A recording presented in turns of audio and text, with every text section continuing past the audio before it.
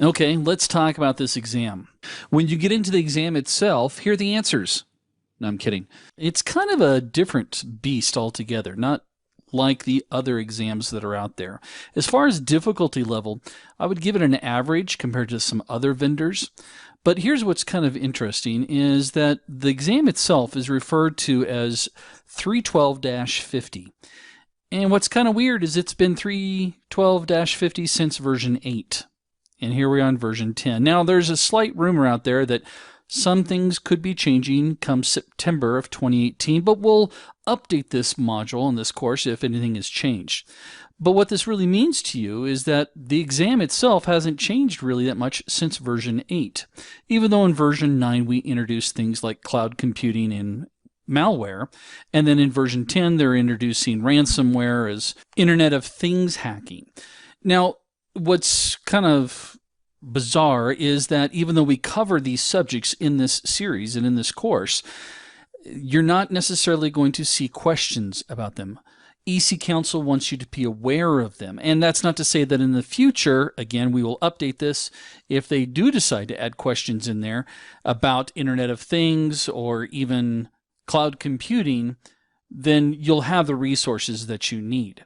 And the reason why the exam really hasn't changed all that much is because, well, quite honestly, scanning is scanning and enumeration is enumeration. The only thing that's really changing is the tools, but you're not tested on the tools. So they've broken the exam actually into two separate sections. The first one is just referred as the ANSI exam. It has approximately 125 questions. And those questions are multiple choice. Sometimes you'll see a screenshot, but the answers are typically given to you in a multiple choice, which works to your advantage, and I'll tell you why a little bit later on. Another piece of information that is vital to you is knowing that the exam itself is 4 hours long, and that breaks down to about 2 minutes per question. So you don't want to spend too much time on the questions, but again, you might answer some questions within 15 seconds, and so it leaves you a little bit of leeway when it comes to some of the more intense questions. Also, you need a 70% to pass the exam. And if I'm doing my math right, that means that you need to at least get about 90 questions, anywhere between 87 and 90 questions correct. Some questions are more heavily weighed than other questions, so you got to take that into consideration as well. Now, with the release of version 10, they now have two different ways that you can take this exam. You can either do it through the ECC exam system, which is an online proctoring exams environment. This is where you use your computer and you link up with somebody from EC Council, and they go through and actually kind of have you show them around your room with a webcam, and they monitor your eye activity and your keyboard strokes and your mouse so that obviously you can't cheat. They also only allow you one monitor and no paper in the room. They're quite thorough in what they do.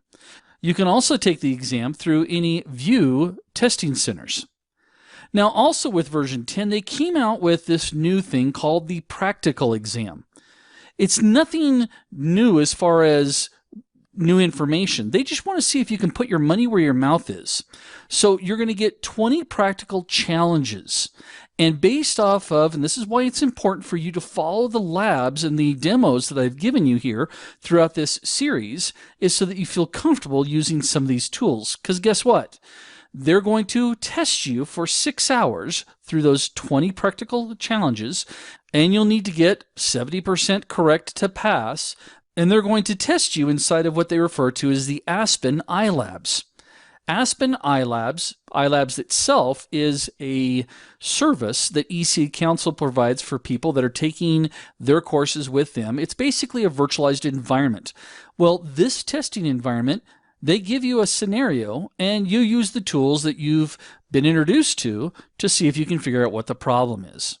Now, again, this is a fully proctored exam, meaning someone's going to be watching you through a webcam. So yes, you'll have to have a webcam for either the ANSI or the practical exam. But just know that we're going to first start off, in order to take the practical, you have to take the ANSI exam first. But I just want you to be aware of this practical exam. It's actually kind of cool when you think about it. It's one thing to be able to guess questions. It's another thing to put your money where your mouth is, right?